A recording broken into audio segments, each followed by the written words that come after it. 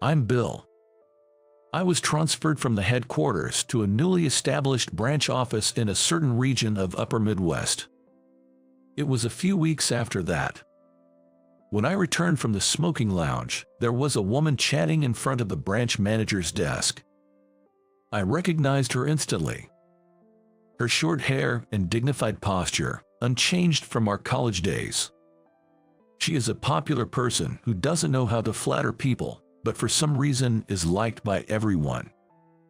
Isn't that Catherine? It's not just isn't that. I came to see how you're doing at work, and you're on a smoke break. You two were in the same class. We also went to the same university. And I added, she used to be my boss in the previous department. You came all this way just to see me. When I asked, she waved her hand, denying it, and said she was in town for a friend's wedding. Turns out, this branch office is located in her hometown. After a bit of small talk with the branch manager, she whispered to me as she was leaving. Bill, are you free tonight? How about dinner? Sounds good. Let's catch up after all this time.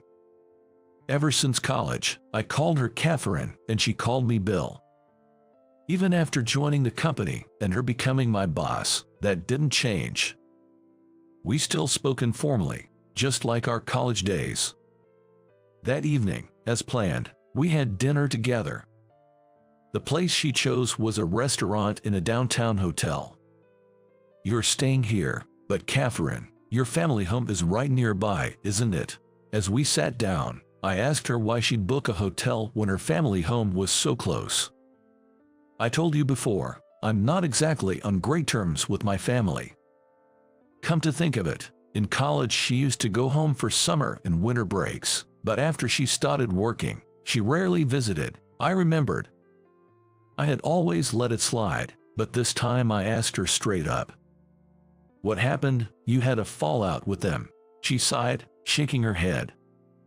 It's not exactly a fallout, it's just, I don't know how to explain it. Her parents, especially her dad, were always concerned about appearances, always talking about what the neighbors are doing, what's normal in society. When I was about to start elementary school, I wanted a blue backpack instead of a red one, but they said blue isn't ladylike. From that point on, she began to resent her parents' old-fashioned and rigid values. It came to a head when she got a job in New York after college. Her parents had always assumed she'd return home after graduating. They expected her to settle down and start a family. Not necessarily with a local guy, but they believed it was her duty as the eldest daughter to live within their reach. Anyway, it was so exhausting that I decided to cut ties. Instead of her somewhat traditional younger brother stayed with the parents because he was the eldest son. I could understand her feelings, but I wondered if that was the right decision. Speaking from my own experience, I get it, Catherine. Remember when I was deep into my band days? I had a big fight with my parents too. I kept my distance.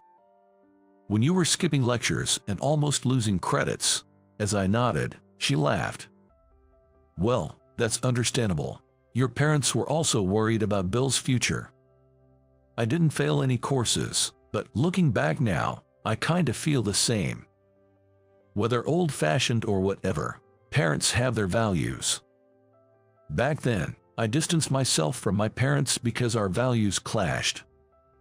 But after they passed away, I began to think that maybe I should have tolerated their strong opinions a bit more, acknowledged where I agreed, and at least shown up to see them once in a while. The point is, no matter what our parents say, we just have to be ourselves, right? Upon hearing my words, she gently brushed her long curled lashes upward with her index finger. A habit of hers when she's deep in thought. We spent the next 3 hours chatting about work and reminiscing before parting ways. The next evening, as I was preparing to leave the office, I wondered if the wedding she attended had wrapped up. Just then, my phone in my inner pocket rang. It was her. Bill, it's Catherine. Can you come with me to my family home? After the wedding, she returned to her hotel and got a call from her younger brother. He said their father had had an accident. Knowing she was back in town, he wanted her to visit. I'm not sure how to face them. It's tough to go alone.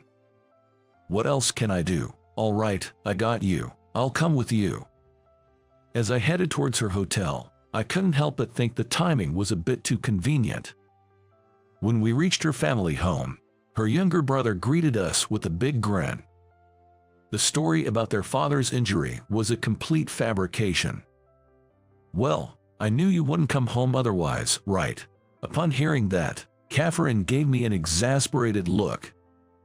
I introduced myself briefly and said she felt awkward coming alone, so she asked me to come. I gave a knowing nod, and her brother ushered us inside. I nudged Catherine, who seemed hesitant, to go in first, and I followed. We were led to a spacious living room. Sitting around the large coffee table, Catherine and I took seats opposite her father, her younger brother to the right, and her mother to the left. Catherine was silent, so I took the initiative. I've been recently transferred here, now that we have a new branch in town. I began, laying my business card on the table, facing her father. Her father took it, glanced at it briefly, then handed it to her mother. Her mother, staring intently at my business card, was muttering my name to herself, over and over again. Wait, are you the Bill from college? Her mother nailed it, and I nodded, a bit surprised. When I looked at the girl next to me, she also had a surprised look on her face. Bill, you were into music, played in a band, didn't you? Yes, I did. Surprised, you know. It felt strange to be called by my first name, let alone with a friendly diminutive, by someone I just met. Knowing about the band made it even more puzzling. Hey, calling him Bill like that is so rude, she rebuked her mother. Then her mother bowed her head and apologized to me. I'm sorry, dear. It's just an old habit. An old habit. According to her mother, it was something like this. She was still returning to her family home for the holidays during college. She used to talk about me a lot to her mother. At that time, she would refer to me as Bill, just like she usually did, and her mother would respond, calling me Bill. When I asked if you two were dating, she said, it's not like that, but what about now? It's still not like that. Yes, it's definitely not like that. Both of us protested in unison, but her mother just smiled silently, looking at us alternately. She doesn't believe it, I can see it on her face. She must be misunderstanding. That was when it happened. If that's the case, what kind of relationship is it? Suddenly her father spoke from across the table. We work at the same company, entered at the same time. Well, to be precise, we had a boss-subordinate relationship. Oh, the boss is her, your daughter. Catherine is your boss, your own. How can you say something so embarrassing without any shame? Feeling the conversation was going sideways, I couldn't remain silent. So I told them. There is nothing embarrassing about it. We joined the company at the same time, and she got promoted before me because she's excellent. I'm actually proud of her. You should feel shame if you're being surpassed by a woman. That's when she intervened. This is why it's so frustrating. This kind of old-fashioned thinking that men are superior and imposing that belief on others. I remembered what she had said about her parents the night before while we were dining and found myself nodding in agreement. Bill, you understand, right? Indeed, it's pretty outdated. As we were whispering to each other, her father, who was listening, raised his voice. Are you okay with being called Bill so casually by a woman? Her mother tried to stop him. Mind your own business, it's our concern, and you have no right to interfere. I stepped in to calm her down. Suddenly, I noticed her younger brother. He was sitting cross-legged, swinging his body back and forth, a curious smile on his face, enjoying the view from a safe distance. In such a chaotic situation, we eventually left her family home. I feel like I made things more complicated by being there. I apologized, and she replied that if she had been alone, she wouldn't have spoken a word. she was actually glad she could speak her mind. Then, she gently brushed her eyelashes with her finger. She seemed to be thinking about something. "By the way, your dad is quite something," I said, and she replied. I was angry not just because of what Dad is like, but I feel there was more to it. I asked her what else had made her angry. "It's because he spoke ill of you." Looking at her, she gave a slight smile. I smiled back. "I think I was also upset about him implying something about having a female boss, about him criticizing you." We walked in silence, lost in our thoughts. We've known each other for over 10 years now. Doesn't it feel like we grew up together? Indeed. Thinking about the time since we met, a question crossed my mind. Why are we, she and I, in this kind of weird, close relationship? When we had just joined the company, there was a time when she and I were waiting alone in a meeting space for our mentor, who was in charge of training. She asked for a sip of the coffee I was drinking from a paper cup. So, I handed her the cup. She took a sip and handed it back to me. I put the cup to my mouth again. The mentor, a senior who came in late, saw this, asked if we were that kind of close. When I asked what he meant by that kind of close, he clarified, asking if we were in a romantic relationship. She and I laughed it off and denied it. However, for our mentor, it seemed quite unusual to see two people sharing a drink from the same cup, and a rumor started circulating in the office that for a while, she and I were considered a couple. She and I, thinking let those who want to believe it, found explaining every time too silly and just let it be. In fact, she and I never once dated as man and woman. But that doesn't mean we were just friends. If I must say, maybe more than friends but less than lovers. Remember, Catherine, how we were rumored to be a couple at the company? It was when we just joined, wasn't it? She snickered a reminiscent laugh. We let the rumors go, but if we had gone around telling people it was a misunderstanding, what would you, Catherine, have told them? You suddenly remember strange things. What do you think you would have said? She, as usual, flicked her eyelashes. Simply, we're not dating, maybe. To her finally conceived answer, I said, how about we missed our chance to date? We missed our chance. It makes sense to us, but it wouldn't convince others. I guess I would have been bombarded with what does that mean? Questions. She nodded heavily. We missed our chance to date. She agreed with the words I said, saying that we understood because it was us. Thinking back, there were times when I had a girlfriend or when we broke up, she had a boyfriend. Maybe the timing was never right, and we missed our chance to date. So now, we're both single. Hey, Catherine, should we start dating? I was thinking the same thing. We looked at each other. It was the right choice to visit your family home. Oh, why's that? Because, thanks to that, we came to this conclusion. I see, sometimes going home isn't bad, then. Thus, she and I started dating as man and woman, more than 10 years after we met. In the beginning, it was all just awkward. I was working at a branch office and she was at the head office. We weren't long distance, but we couldn't meet every day. But gradually, the thought of seeing each other anytime turned into a desire to be with each other all the time. And about 6 months after I last visited her family home, during New Year's, she came to my apartment. I'm going to my family home. Why don't you come along, Bill? I'm not too keen on it. I'll have to see them at some point. I made up my mind. I then confirmed whether she had informed her parents about my going. Yeah, I've asked my younger brother to do it. I felt a bit uneasy. I wondered if her younger brother had communicated properly. And wasn't he just standing back and enjoying the high ground with his cheeky inputs? That evening, I was taken to her home by her. At the entrance, her brother and the mom greeted us warmly. So it was indeed Bill. Catherine's mom seemed pleased, as if her intuition had been correct.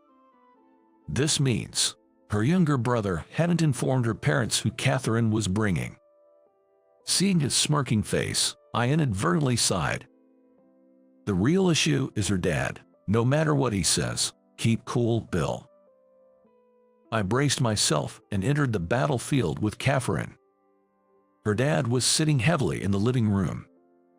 As before, Catherine and I sat side by side, her dad opposite us, mom to the left, and her younger brother to the right of the coffee table. It's been a while. What's the word? It would have been enough to say I apologize, but the words didn't come out. So, I just bowed my head. Catherine's dad kept a stern silence.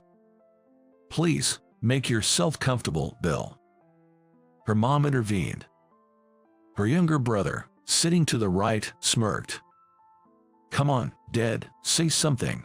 Catherine was already confrontational. I held her back. She kept staring at her dad. Then her dad spoke. Hey, serve them some food. But I'm tired of traditional dishes. What do you want?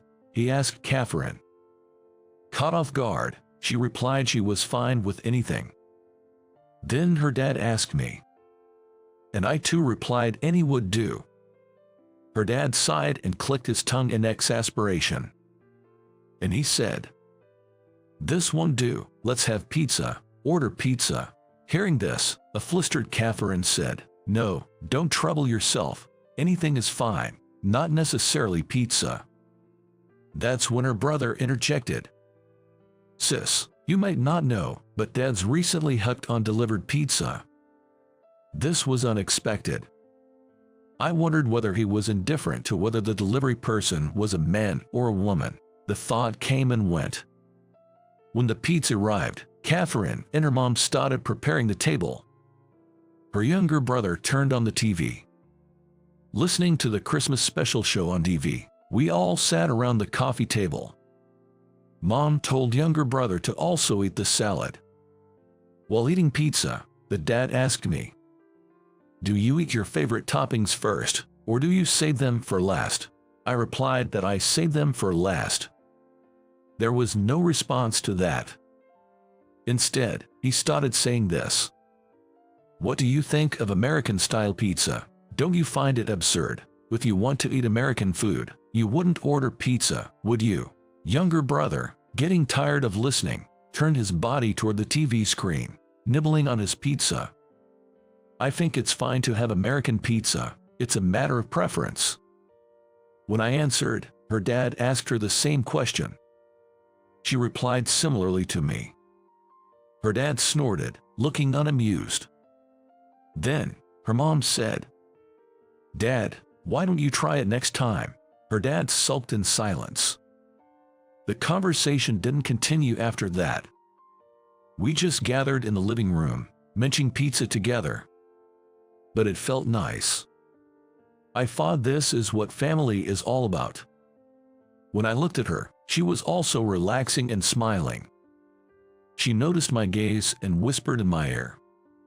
It's not bad coming back family home once in a while. It's nice, isn't it? Is that so? Then, when's the next time? I asked, and she said I'm rushing things and laughed. How was it? Subscribing to the channel will be an encouragement for production. See you again in the next video. It's a little past 6 in the evening. In the tax accounting firm where I work, the 6 employees, including part-time staff, have all left one after another. Once everyone was gone, I approached the lead employee, the equivalent of a CEO in a typical company, and asked Lucy what was all that about earlier. She then says, I'll marry you. She declares this abruptly, forcibly, and unilaterally, staring at me coldly. Let's turn back the clock about 5 years. At that time, I was hired fresh out of college by a certain mid-sized company. I didn't care what kind of business it was. All I wanted was a desk job. Because, whether it's raining, windy, snowy, or hot in the summer, I can stay in a comfortable place with air conditioning. So, I was assigned to the accounting department of that company as I wished. Despite being the accounting department, unlike large companies, we handled all back-office tasks. I didn't know anything about accounting, so I learned the ins and outs of the job from one of my seniors. This senior colleague was a charming woman. It's a common story, but we fell in love. She was quite ambitious, talking about getting her CPA or tax accounting license while working and starting her own firm. On the other hand, I didn't have much passion for accounting. Originally, I wasn't good with numbers either. So, I often got bored with work and struggled to stay awake. One day, she invited me to a lecture at a tax accounting school. A former student of the school, now a practicing tax accountant, was to share his experiences. I wasn't interested at all, but I went along, thinking of it as a date. However, as soon as the lecture started, I fell asleep snoring. She was embarrassed and angry, and I kept apologizing. I made all sorts of excuses, like I couldn't sleep well because I had a nightmare the previous night, but in the end, I inadvertently let slip my real thoughts. I just went because you wanted to. I had no interest in it today. I inadvertently blurted out my true feelings. A small matter became a big issue. This led to our breakup half a month later. Even after the breakup, our seats at work remained next to each other. She acted like she had completely forgotten about our relationship. In comparison, just being next to her became unbearable for me. So, I decided to quit the company. Through the breakup with her, my mindset changed. I became motivated, something I hadn't been before. I can do it if I put my mind to it. I won't waste my experience at the company. I'll become a full-fledged accountant. To become a tax accountant, first, you must pass the tax accounting exam. There are a total of 11 subjects on the exam, and the applicant must pass a total of 5 subjects, 2 required and 3 of the 9 elective subjects. You don't have to pass all 5 subjects at once. For example, you can take 1 subject each year for 5 years. After that, you register with the American Institute of Certified Public Accountants, and only then can you call yourself a tax accountant.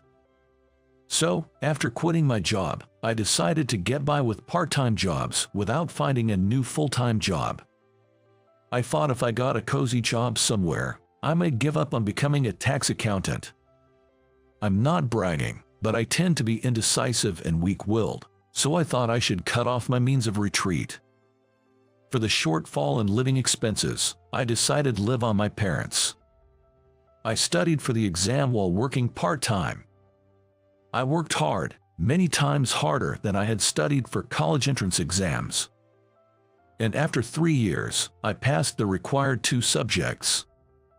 So, I decided to aim for passing the remaining 3 exams while studying in an environment where I could get hands-on experience with tax accounting. Then I applied for an assistant position with one of the tax firms. Most tax firms are sole proprietorships, but this one had just acquired corporate status. And the representative employee, or what would be called the CEO in a general company, was named Lucy. Including Lucy, it was a small office with about 5 employees. Lucy also conducted my job interview when I applied. I was 26, and she was 29. At first, I was nervous during the interview, clenching my fists on my lap, but seeing the relatively young Lucy relaxed me. When she began to read my resume across the desk, I relaxed and crossed my legs. Then she lifted her eyes from the resume and shot a sharp, stern look at my legs. Realizing that this was inappropriate, I immediately corrected my posture and sat properly on the chair. Man, I struggle with these types of people. She wasn't bad looking. In fact, she would be considered beautiful. She had a model-like face. Her nose slightly upturned seemed snobbish, but not in a bad way. But something about her was intimidating, or maybe too perfect, which I wasn't fond of. Do you get tired easily, Sam? I was puzzled by the unexpected question. Not really. I think I'm average. She explained that the job of a tax accountant requires concentration, and if one gets tired easily, it could lead to mistakes due to lack of attention. Now that I think about it, at my previous job, fighting off sleep was also part of the work. I joked, and she shot me the same sharp look as when I had crossed my legs. I regretted making unnecessary remarks and thought I had failed the interview. However, can you start from next week? Surprisingly, I was hired. Thus, I gained practical experience as an assistant to her and another accountant at her firm. I continued my studies for the tax accountant exam alongside it. I planned to pass the remaining 3 subjects one by one without pushing myself, over 3 years. And I set a new goal. That was to get married. Looking around, everyone was dating with marriage in mind, getting married soon, or already married. I was the only one without a partner and felt rushed. But more importantly, I believed that having a family, when I set up my tax accounting firm, would earn more trust from clients compared to being single. After working for over 6 months at her tax accounting firm, due to her policy, usually, if there was work left to be done, it would be turned over to the next day and everyone would go home on time. However, the busy period with overlapping client settlements was the exception. And on that day, even as the regular closing hour approached, work continued to drag on, and I couldn't concentrate on my work because I kept looking at the clock on the wall, worrying about the time. That's because, on that day, I had plans to attend a singles mixer after work. "Sam, why are you only looking at the clock? You are not focused at all." After being scolded by her, I focused on the computer screen. I stopped looking at the wall clock. However, I kept looking at the time on the bottom right of the computer and couldn't get any work done. About 20 minutes past the closing time, I shut down my computer and walked over to her desk. "Lucy, I'm sorry. I'll come in early tomorrow, so I'm leaving on time today." "Well, if you continue like this, it seems you won't be of any help. You can go home," she said coldly, glaring at me with her usual sharp gaze. I rushed out of the office and hurried to the singles mixer venue. I slid into the party just in time for the start. However, once the party started, even during introductions and conversations, I couldn't comprehend what the other person was saying, nor could I grasp what I was expressing. My mind just wasn't in it. While working, I was preoccupied with the singles mixer, and at the mixer, I was worried about work. Ultimately, the party was a swing and a miss, and I went to bed early to prepare for the next day. Before I knew it, 2 years had passed. At work, I had made more mistakes and blunders than I could count on both hands. Each time, she bombarded me with her sharp, intimidating stare. My search for a partner was also going unsuccessfully, and I haven't even found a potential marriage partner. However, my tax accountant exams were going smoothly, with only 1 subject left after passing 2. One day, I was having dinner at a restaurant near the station while reading my textbook. Thinking I should jot this down, I attempted to pull out my usual notebook from my bag. Then, I realized I had left my notebook at the office. So, after finishing my meal, I went back to the office.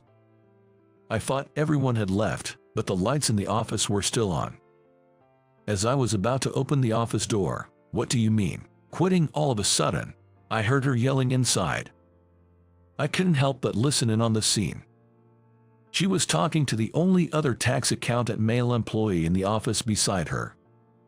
I had heard that he closed his own office to join her when she incorporated her private practice. That's because a tax accounting firm cannot incorporate without having at least 2 certified professionals on staff. She and the male employee were both former colleagues and rivals who had trained at the same firm. After each started their own practice, they referred clients to each other. As I was standing in front of the door, unable to enter the office, the door was abruptly opened from inside. "What is it, Sam? What are you doing?" "Jess, well, I forgot something and came back to get it." He didn't really listen to my reply and quickly left. When I looked inside the office, our eyes met. Her eyes, far from the usual sharp glare, were timid, full of sorrow. "Did you hear the conversation? Heard it, or more like, it was audible?" I answered honestly, and she regained her usual intimidating stare, glaring at me. "So, you heard it, didn't you?" When I replied yes, she explained the situation. Influenced by her father, who was a tax accountant, she aimed for the same path from a young age. She became a tax accountant in her mid-20s and started her own practice. Her firm was thriving, and the client base was expanding. Then, she thought about incorporating her firm. Incorporation has its pros and cons, but she chose to incorporate. To incorporate a tax accounting firm, at least 2 certified accountants must be on staff. So, Lucy reached out to her old acquaintance. He was also keen on the idea and closed his own office to join Lucy's firm. Since Lucy initiated this, by mutual agreement, she became the representative employee. However, he, who was once the sole proprietor of his own practice, became increasingly dissatisfied with being a staff employee as 1 or 2 years passed and finally declared he wanted to go independent again. If that's the case, why not just revert the office back to a sole proprietorship? I said, pulling out a forgotten notebook from the drawer of my desk.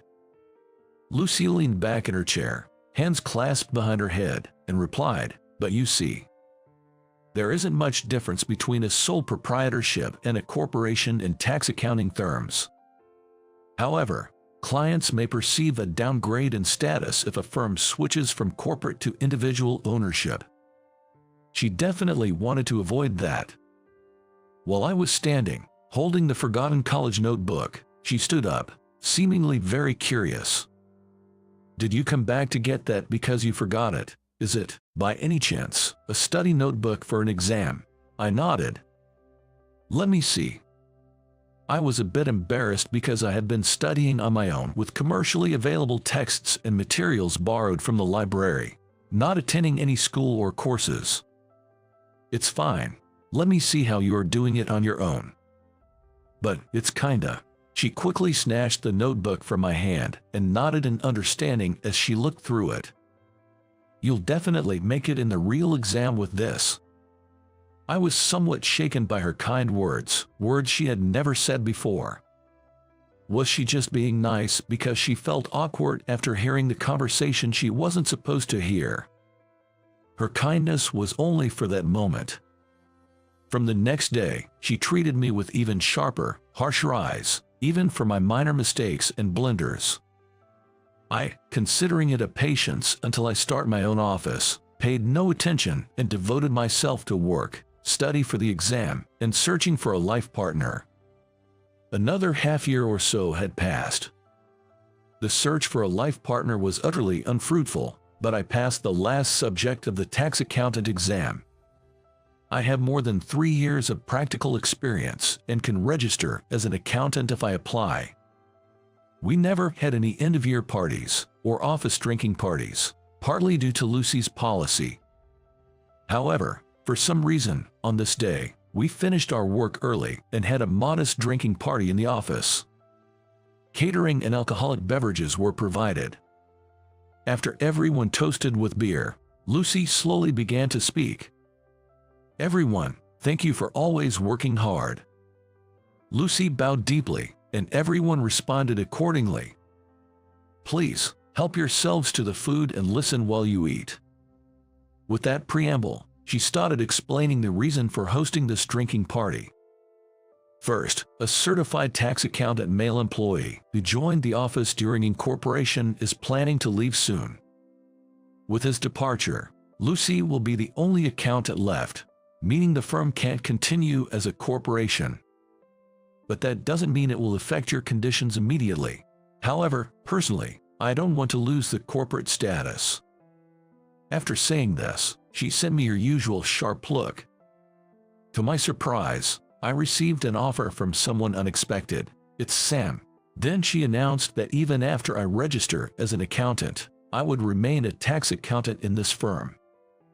Everyone in the room clapped, patted my shoulder joyfully, and shook my hand. I never said a word about staying in this firm. Confused and bewildered, I looked at her. She was smirking, a knowing smile on her face. What was that all about earlier? I haven't heard anything, let alone been consulted by you. I confronted her after everyone had left following the party. So, you don't want to be our company's tax accountant? No, I have my own life plan. Then, I explained it to her. My goal is to become a tax accountant and to open my own office. Before setting up the office, I intend to find a spouse and start a family to appeal more to clients. So, how are things currently? So I've passed the tax accountant exam. Now I just need to find a spouse. Then I'll marry you, she said, glaring at me coldly, abruptly, forcefully, and unilaterally. I blurted out, not knowing if that was a joke or what. I have the right to choose too. Then she immediately said, then choose me. As I was in a fluster, she continued, do you know why you were hired? I shook my head sideways.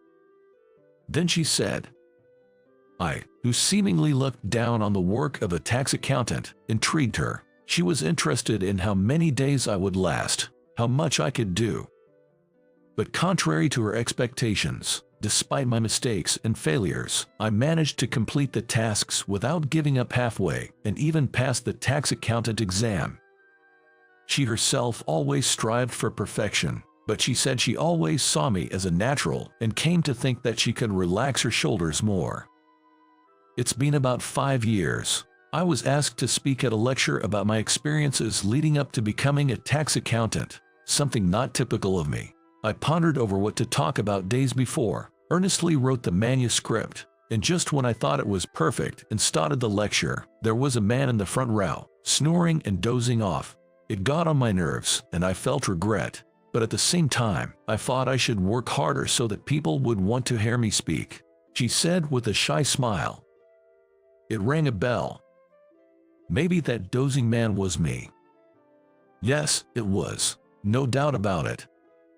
She had realized during the interview that the man dozing off at the lecture was me. That's why I asked if you get tired easily. Remember, I was surprised, realizing that only now. Is the director the type to hold grudges? Can't you just say I have a good memory? And about calling me director, enough already. So, even now, as a tax accountant, I'm still working in her office. When I call her by her name at the office, I always get scolded afterward. And yet, she's the one who told me to stop calling her director. She says I can only call her by her first name at home. Because when I call her by her name, she reflexively replies with a sweet nasal darling. She says it affects her reputation as a representative employee if the subordinates see her embarrassing reaction. However, she doesn't realize I deliberately call her by her name during work when she is stressed with tasks or the atmosphere is too tense to change the mood. My name is Kyle. I turned 28 this year. I work as a display designer. Might be a job you don't hear about too often. From store window displays to coordinating event venues, I deal with quite a broad range of tasks. While many in this field work as freelancers, running their own businesses, I am currently employed by an event company. It's not that I lack the confidence to go freelance. It's just that I've found it hard to leave the company that I was introduced to by a senior during my student days, so here I am. Probably, I think I am more indecisive than most people.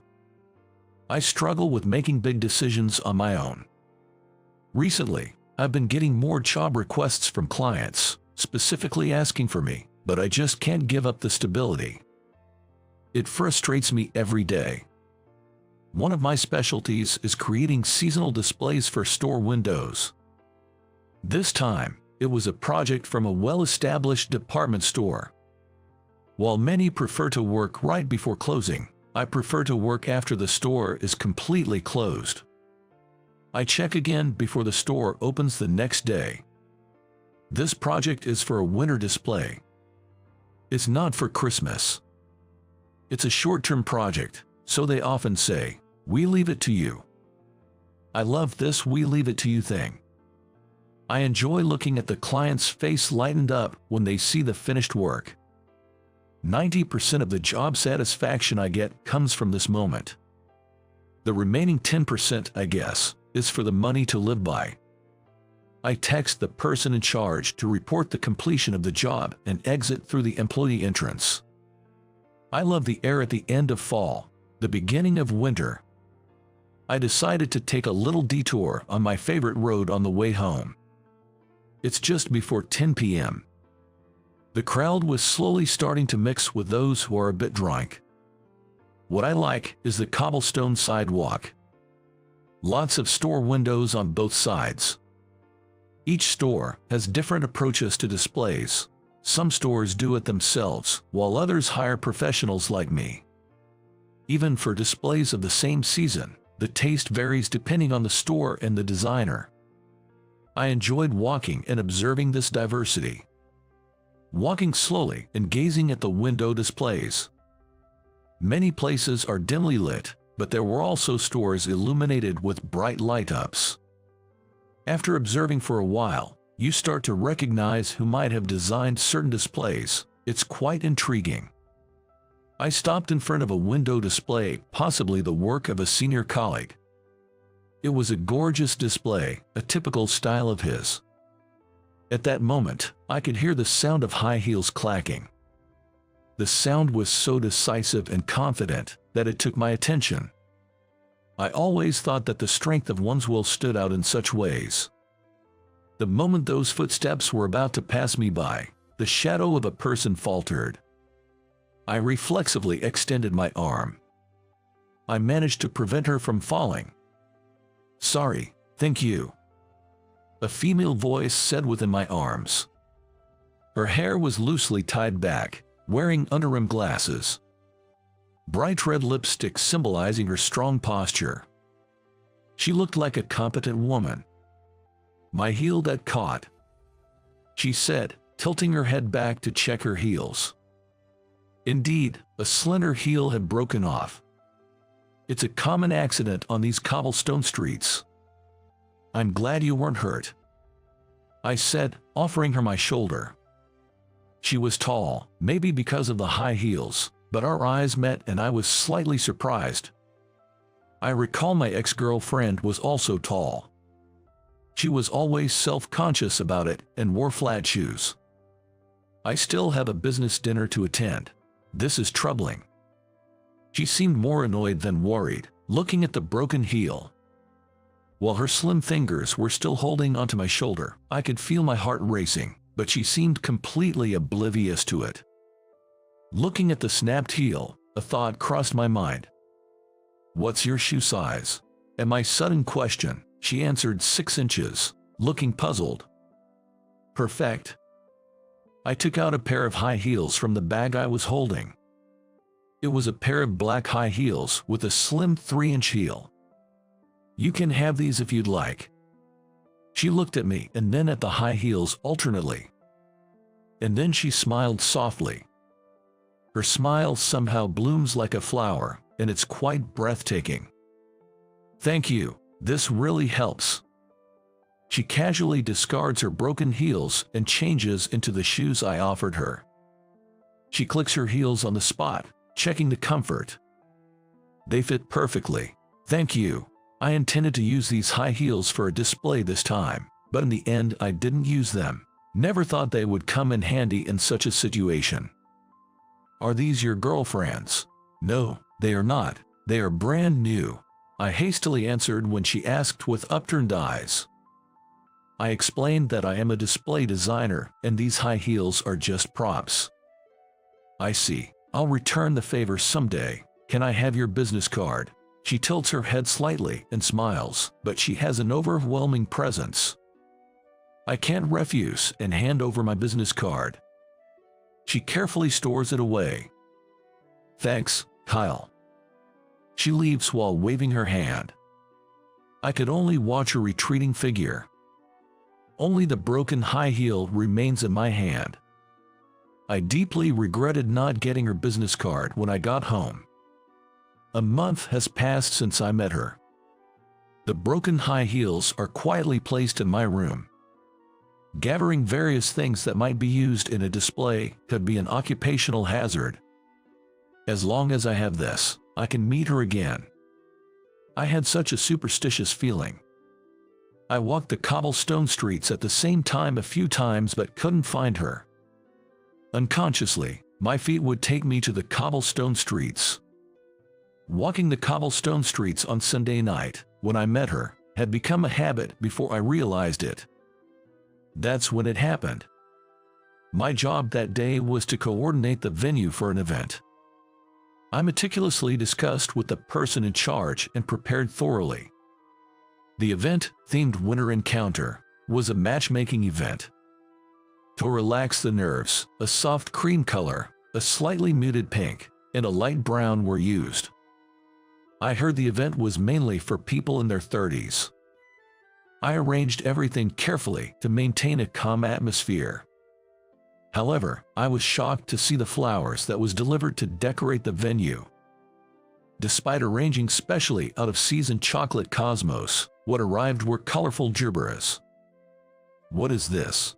The colors of the equipment being brought in were colorful and completely different from what we discussed. Hey, what are you daydreaming about? Get to work. The one who yelled at me while I was stunned was a senior boss at work. Come on, was there not enough discussion? I did notify you that there were major changes, didn't I? My boss deliberately speaks loudly, making it appear to the event organizer that I made a mistake. Lately, this boss seems to search for reasons to interfere with my work. He makes decisions about changes without informing me, the person in charge, and proceeds to handle them independently. Normally, I would notice such changes before the day of the event and be able to plan accordingly. This time, it took me off guard. I fell right into the boss's trap. I rushed to the event organizer to review the new specifications. With such significant color changes, achieving the venue coordination I had envisioned is going to be challenging. I heard there were major changes to the concept. I respectfully bow my head and ask for clarification. The event organizer looks mortified. Their anger is justified, but there's no time now. I promise to create the best possible outcome under the current circumstances. I look at the significantly altered venue and supplies and quickly put together the venue coordination. Now, it's all hands on deck. I give instructions to the part-timers who always help me out. Those who have worked with me several times understand what needs to be done without me having to spell everything out. Ironically, the full-time employees for my company are the ones causing disruptions. They are of no help at all and are merely in the way. My boss, engaging with them, is truly nothing but an obstruction. Thanks to the excellent work of my helpers, we managed to get everything ready in time for the start of the event. Seeing the brightly decorated venue, the event organizer nods in satisfaction. This time, it was our company's mistake, and we deeply apologize for any inconvenience caused. I bow my head again, and the organizer shakes theirs. Thank you for creating such a wonderful venue. It seems to be easing everyone's tension. The participants, who looked tense when they entered the venue, all began to relax. Even before the event starts, the venue is abuzz with conversation, everyone remarking on how beautiful, cute, and wonderful it is. It's the Kyle magic, isn't it? It's wonderful. I've heard rumors that my work is referred to this way in the industry. But having it said to my face is still a bit embarrassing. Thank you very much. I will continue to strive for improvement. I deeply bow my head and thank the organizer. Just when I thought I had overcome the difficulties, I am fired from the company. My boss reported to the president. He apparently made up stories about my negligence and how I inconvenienced our clients. I am called to the president's office and immediately scolded upon entering. The president has no interest in hearing my side of the story, and I'm bluntly told, "You don't have to come in from tomorrow." My boss, standing beside the president, grins. Seeing his face, any attachment I had to working for the company instantly evaporates. It is between a stable income and a stable life. I've started to think maybe I've had enough of it all. Thank you for everything until now. I left the president's office. The part-timers who were there to pick up their pay were looking at me with concern. I told them I'd been fired and bowed my head, asking for their help when I eventually go independent. Everyone present handed me their contacts one after another. Everyone kept saying, "Contact us anytime." I felt like shedding a tear. The other employees were watching me from a distance. Everyone's afraid of that boss. I quickly packed up my personal belongings and left the company. On the Sunday night I was fired, I found myself walking on that cobblestone street again, unconsciously. Probably with heavier steps than usual. Then, the sound of those powerful, clicking heels approached me directly from behind. Just by the footsteps, I was certain it was her. I stopped right there. "I finally found you." Sure enough, it was her who tapped my shoulder. "Finally, I gave you my card." I was happy but also a bit sulky because she didn't contact me. Then, she smiled mischievously. "That wouldn't be dramatic. Isn't it wonderful to meet again by chance?" I quickly found myself going at her pace. She wanted to thank me for the shoes, and I let her take me to her favorite bar without resisting. We sat at the counter, and she introduced herself again. Her name was Karen. She gave me her business card, saying she worked at an advertising agency. I was surprised to see her title as sales manager. My first impression of her as a competent woman seemed right. "Let's toast to our reunion." She, who loves champagne, drained her first glass in no time. I'm not much of a drinker, but I felt like drinking today. As I accompanied her, the pace progressively quickened. No matter how much she drank, her complexion didn't change, whereas I was hammered. I ended up telling Karen, whom I had only met twice, that I got fired today. As I recounted the day's events, the frustration swelled up. She was listening to my story intently. The latter half was mostly grumbling, I think, but she didn't make a single unpleasant face. I opened up, fueled by the liquor, about how I had actually wanted to be independent all along. I see, it must have been tough. I almost tear up as I hear those kind words. Your life might change in ways you can't imagine from now on. With her words as the last thing I remember, my memory blacks out. When I come to, I find myself on my bed in my apartment. It seems like she had to take the drunk me home. I had such a great time with her, but it's such a shame I can't remember the latter part of the evening. I gently trace my fingers over the high heels she left in my room. Then I notice something off, a feeling I didn't have before. Curious, I peek inside the broken heel and find a message from her. Aha, I think it must have her contact info, but my hopes are quickly crushed. The message from her read, "Don't let the drink drink you." She must have left it when she brought the drunk me inside the house. It was so like Karen, I couldn't help but laugh. But how should I contact her if I want to? I can't just barge into the office, and it seems my only option is to keep visiting that cobblestone street. Can I just run into her by chance if I go to that bar? Thinking this far, I realize something. I'm head over heels for her. But she's a manager in a major advertising agency, and currently, I'm just an unemployed guy. She seems exactly like the unreachable, illustrious flower. I need to decide what to do about a job soon. Otherwise, I feel like I won't be able to confess to her. I started by contacting my friends from university. A few days later, I was awakened early in the morning by the ringtone of my cell phone. The screen displayed my ex-boss's name.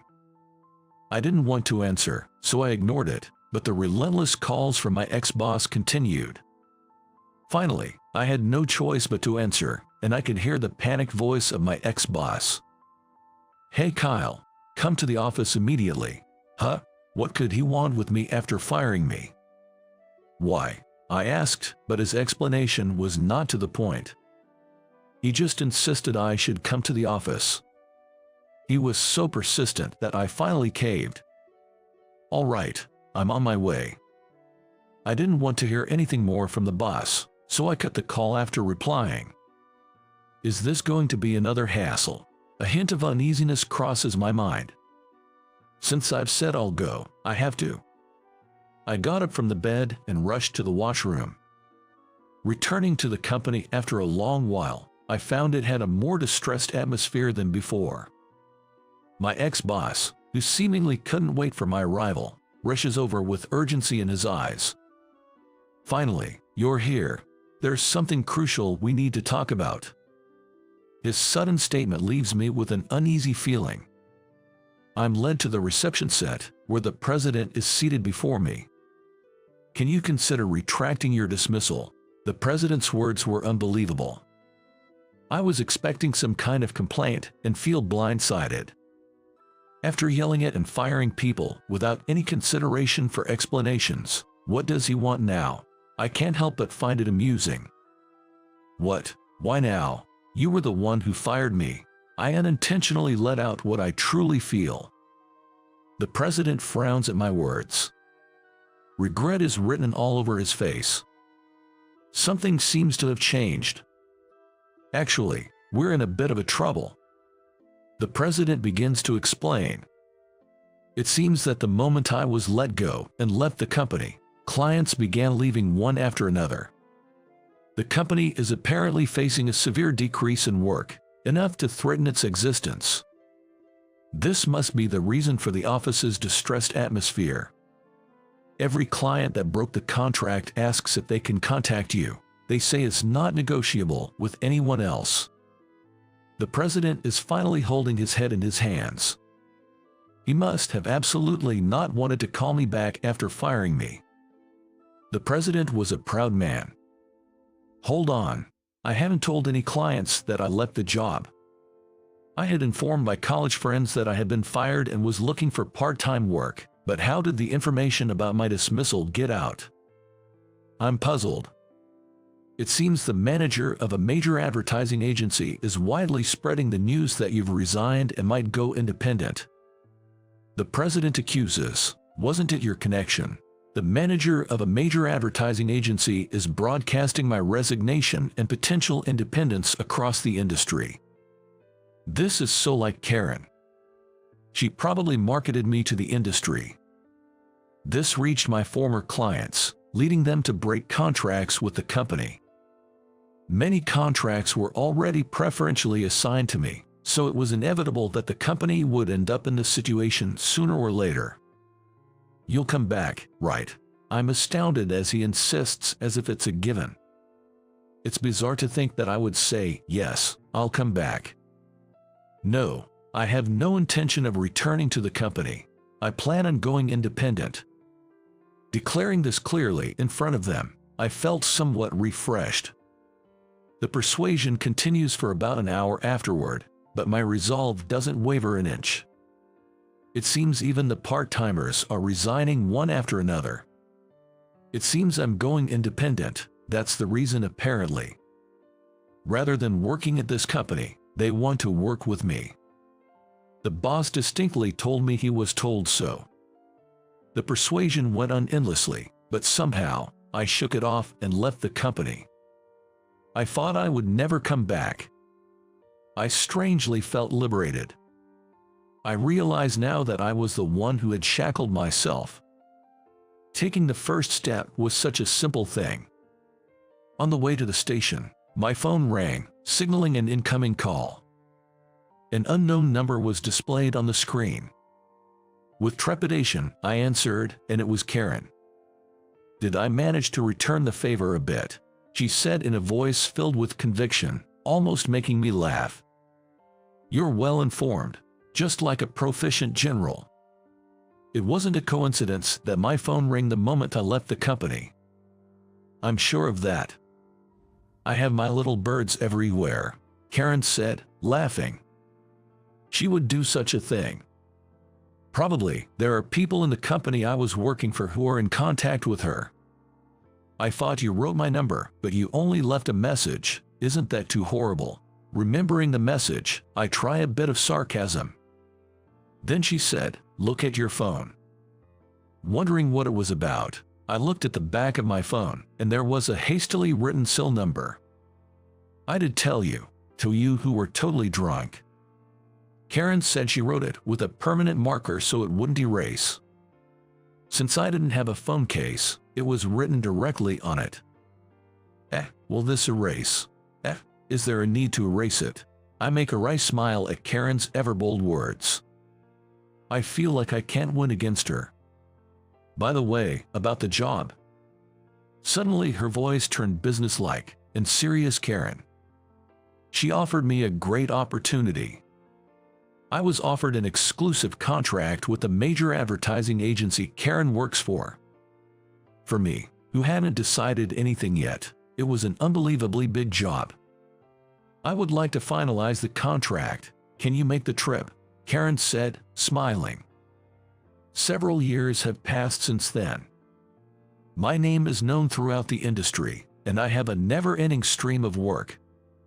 I couldn't handle the work by myself anymore, so I quickly started my own business and set up an office.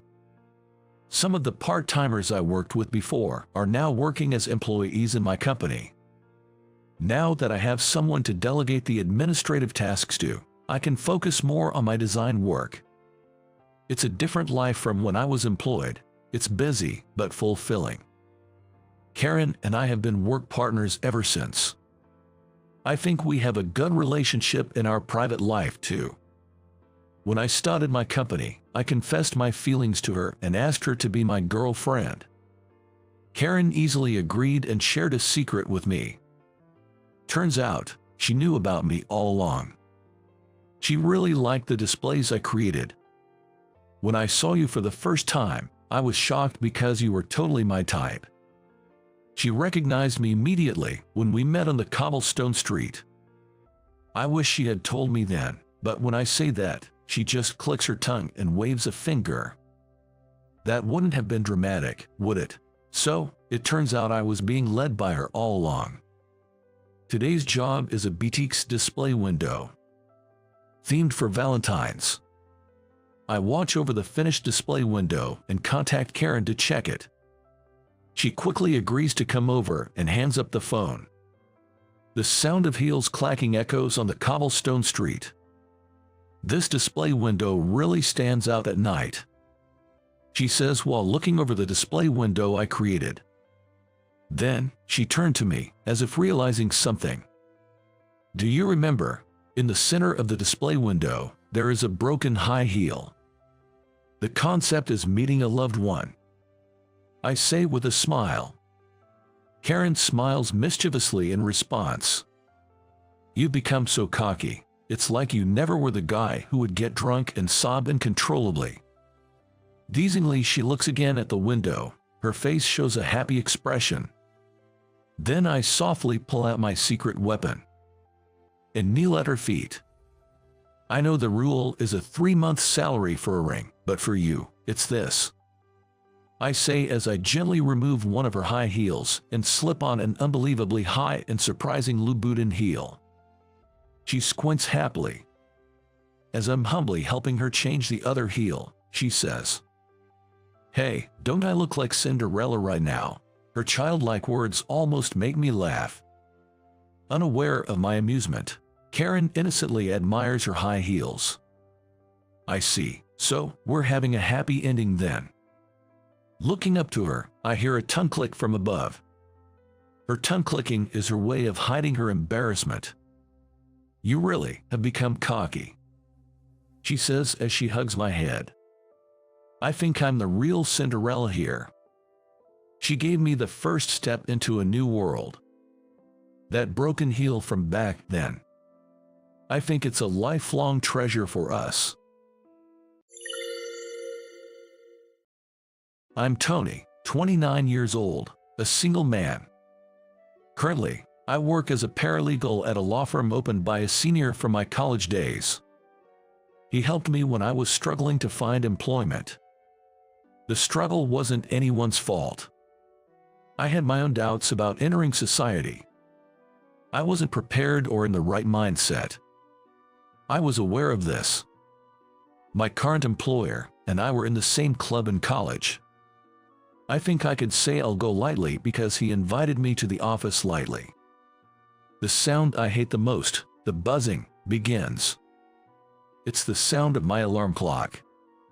It's not a cell phone alarm because I can't wake up with that. I grope to stop the alarm bell. My eyes are still closed. A loud thud sounds from the ceiling. Probably, the resident above is hitting the floor, annoyed by the alarm sound. This rundown apartment has 3 stories and thin walls. Everyone's living noises are heard. Usually, for normal living noises, we mutually tolerate, without much complaint. But there are some complaints about noise in the morning or late at night. I finally open my eyes, apologize to the ceiling and get up. This is my morning routine. I live in a 50-year-old rundown apartment. I've been living here since my student days. I earn decently, so many advise me to move, but the option to move doesn't exist for me, a true lazy person. To me, this apartment is attractive enough. While getting ready for work, my BGM comes from the next room. A clear, beautiful voice. In the day it blooms, at night it sleeps, the mimosa tree, only you look at, even the playing fool should look. Through the thin walls of the apartment, it sounds like a mysterious spell to me. Once, I listened carefully and looked up what was being said. It was a poem from the Manyoshu. Every morning, the neighbor sings several poems with a chanting tone. Listening to it while drinking coffee was a blissful time for me. It's one of the reasons I don't move from this rundown apartment. I've been fascinated by her enchanting voice for almost 2 years. One day, after working late, I stopped by a convenience store near the apartment. I usually cook for myself, but today I was too tired. I didn't have the energy to cook. I was excited to enjoy convenience store food, which I rarely buy. While contemplating which one to choose, a young woman rushed in from the entrance. Her shoulder-length straight hair is disheveled due to her hurried running. "Huh, is that you, Alice?" As I call out to her, she turns around in surprise. Sure enough, the person who hurriedly ran in was my neighbor from the rundown apartment, Alice. It seems she has run from the station because she is breathing heavily. Alice briefly glances outside the convenience store window and suddenly wraps her arm around mine. "I'm sorry, did I make you wait?" She looks up at me with upturned eyes as she says this. I'm in a mini panic, wondering what is happening to me. Because the woman I admire has her arm wrapped around mine. It's unavoidable to be in a state of confusion. "I'm sorry, can you pretend to be my boyfriend?" She pleads in a soft voice to the flustered me. It seems like there is some reason. At that moment, the sound of the convenience store's automatic door opening can be heard. She seems to be startled by the sound, her shoulders shaking. I inadvertently glance at the entrance. A young man, looking like a college student, is glaring this way. Her body starts to shiver in small increments. It seems she has run away from that man. I seem to have been followed. Alice says only that and closes her mouth. She seems unable to speak from fear. There is no choice but to help her here. "What's the matter? You're clingy today."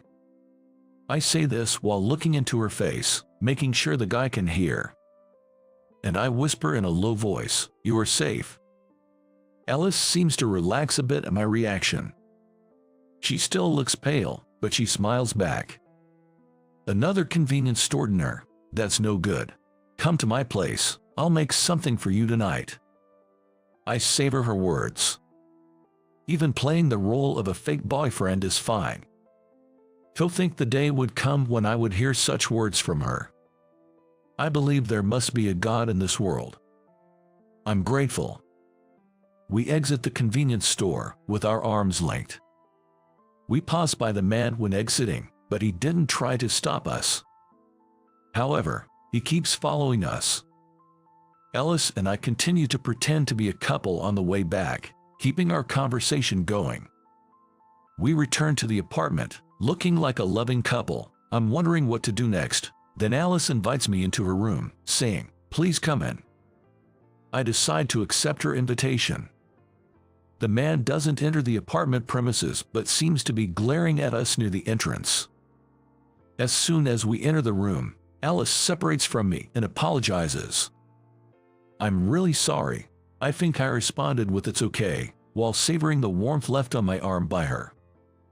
I'm a bit nervous and can't remember." Peeping outside, that man is still in front of the apartment. It seems I can't go back to my room immediately. It seems better to wait a bit. Is it okay if I stay here? I had no intention of overstaying, but under these circumstances, it can't be helped. "Of course, I'm really sorry to take up your precious time." Alice, saying it's the least she can do to apologize, serves me homemade food. Surrounded by books, her room feels mysteriously comfortable. Excited, I eye dishes like the terrine she prepared last night, thinking about having wine, quiche, and sautéed chicken, dishes that would be served in a restaurant. I love to eat. In no time, my stomach is also won over by Alice.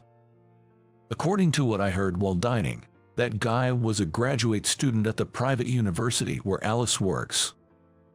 Alice is a librarian at the private university. Recently, she was confessed to by that guy, and when she politely declined, she found herself in the current situation.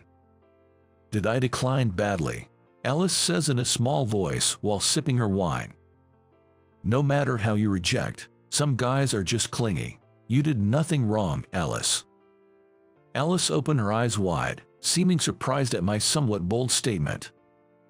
Then she smiled softly and thanked me. I was so happy, so very happy. I almost felt thankful to the clingy guy. After all, I'm dining on homemade food and wine in the room of the woman I've always admired. Thank you for such a dreamlike time. I think I was a bit high-spirited. Maybe the alcohol was contributing. The guy left from in front of the apartment, and I returned to my room across the date line.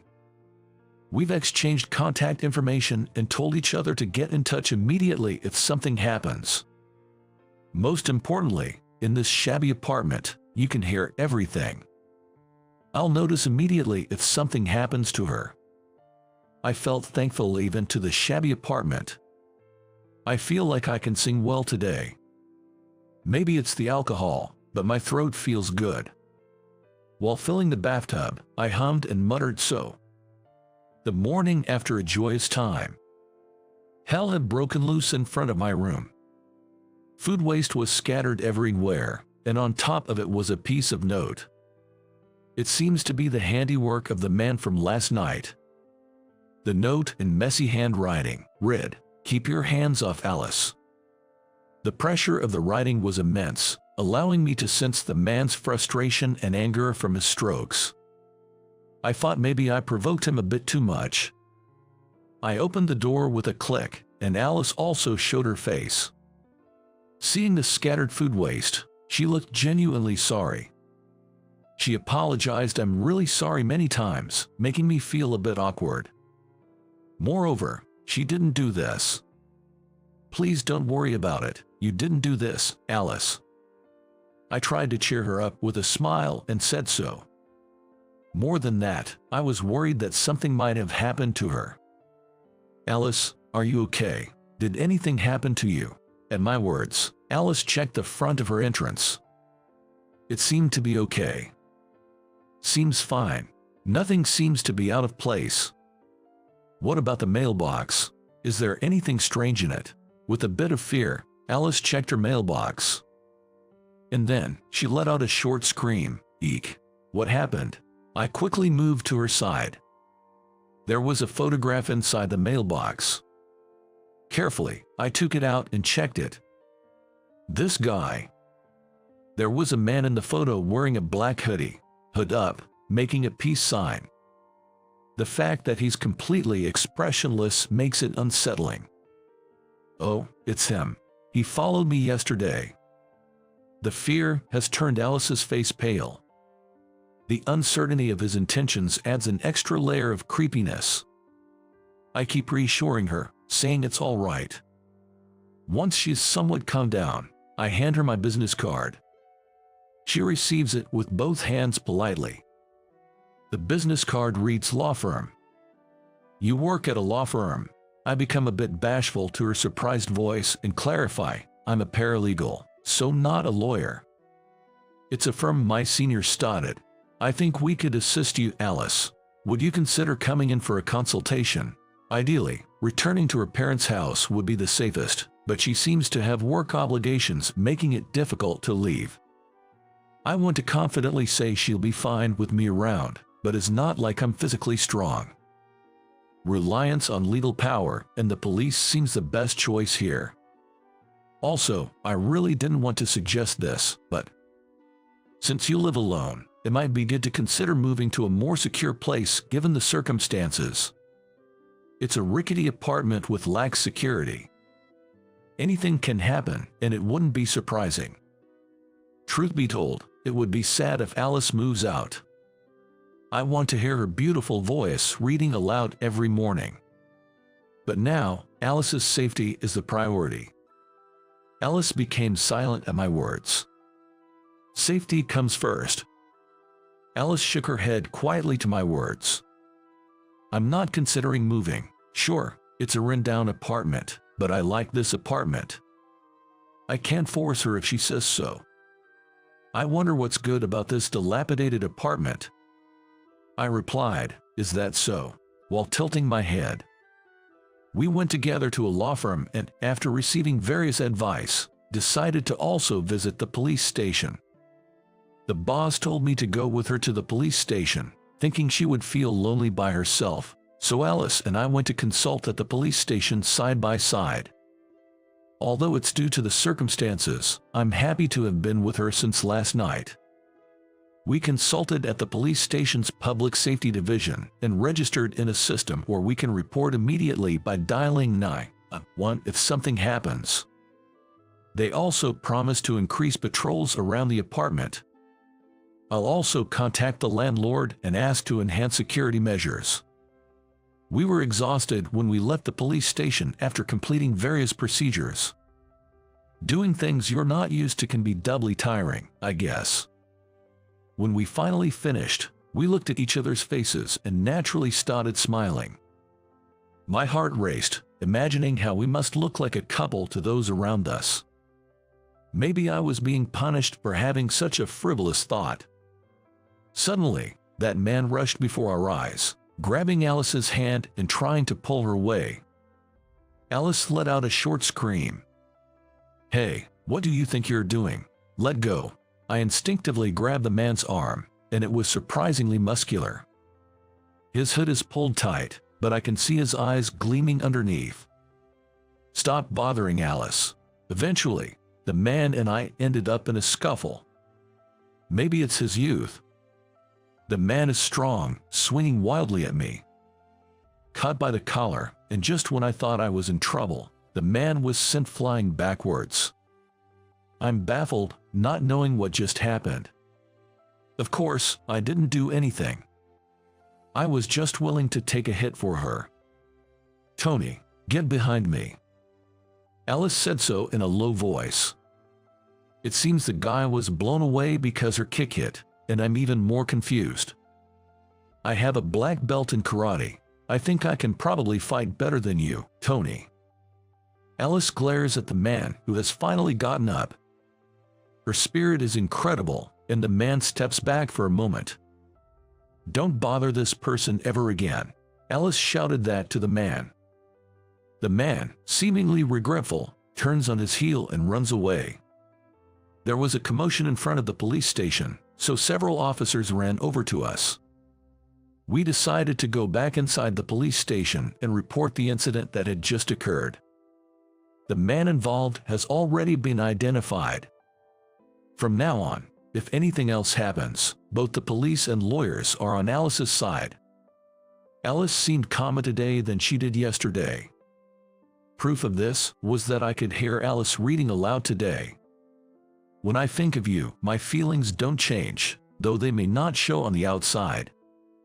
I felt relieved from the bottom of my heart when I heard Alice's clear voice. I hope this issue gets resolved soon, and Alice can have her peaceful days back. If only I had more knowledge, I would understand what she's reciting. This morning, more than ever, I felt frustrated. I might be under the illusion that I've gotten closer to her. Leaning against the thin wall, listening to her reading, there was a loud knock on the front door. There's no doorbell here. It's rare for someone to visit on a Saturday morning. Wondering what's going on, I opened the front door. A woman who clearly looks wealthy stands there. She's wearing heavy makeup, but she appears much older than me. "Excuse me, may I ask who you are?" I hesitantly asked the unfamiliar woman. With a condescending attitude, she snorted at me. "You're the one who stole my son's girlfriend, aren't you? Aren't you ashamed as an adult?" Caught off guard by her sudden and baseless accusation, I'm taken aback. The woman in front of me seems utterly furious. Looking closely at her face, I see a resemblance to that man. "Oh, are you that guy's mother?" I unintentionally point and raise my voice. The fierce look in her eyes was identical. DNA is incredible. "Don't call him that guy, Tommy. He's my precious only son. Look, I came here to ask you a favor." With an attitude that's both haughty and humble, she pulls an envelope from her bag. It's about an inch thick. She then hands me the envelope and orders, "Take it." On reflex, I take it and immediately realize what's inside. I quickly hand the envelope back to her. It's filled with stacks of bills. "This should be more than enough for a settlement, right? What's your problem?" Seemingly annoyed at having the envelope returned, she nervously clicks her heels. She clearly didn't expect me to refuse. "Why would I need this? Did you think I was the kind of man to be bribed with money?" Perhaps this woman has been dealing with various issues like this up until now. Her gesture of handing over the envelope seemed practiced.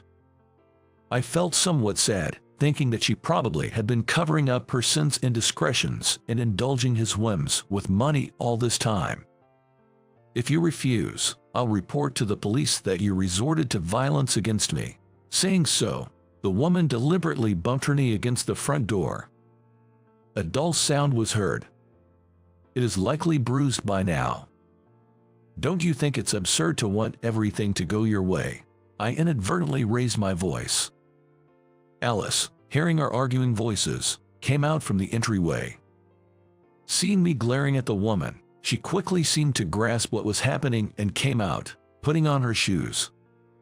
Are you David's mother?" The man clinging to Alice seems to be called David. David's mother looked a bit surprised at Alice's appearance but quickly regained her composure. Facing Alice again, the woman clearly said, "Please date my son." She kept on talking, saying she would pay any amount of money and would even make donations to the university. I didn't even get a chance to interject. However, when the woman started mentioning me, Alice cut her off. "I understand what you want to say, ma'am. I will not date David. I am willing to overlook it because you're not suitable for our family." What's with that attitude? The woman was getting more and more heated. "Do you think everything can be resolved with money?" Seeing that from his parents, maybe David is under the impression that everything should go his way. At this straight and true statement, the mother had to swallow her words. She couldn't find anything to say in return. Rather than bringing money to me, please face David and talk to him. I don't think what David really wants is me. The woman seemed to come to her senses at Alice's words. You should talk as a family, Alice told her firmly. In the end, David's mother just left as is. She offered no apology to me, and no thanks to Alice. I really think she's quite rude.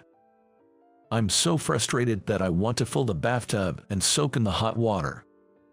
I guess I didn't really have a role to play. Alice, you're strong, aren't you? It's a sincere compliment, but Alice's face clouds over. Did I say something wrong? I start to worry. I'm assertive and can be hands-on. Maybe a bit too dangerous to be a girlfriend, Alice murmurs in a small voice. I didn't expect her to think of herself that way. I hurriedly, completely negate my opinion. There's no way that's true.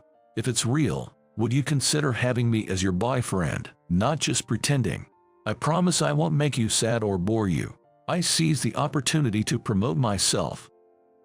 For a moment, she looks dumbfounded, as if she doesn't understand what I just said.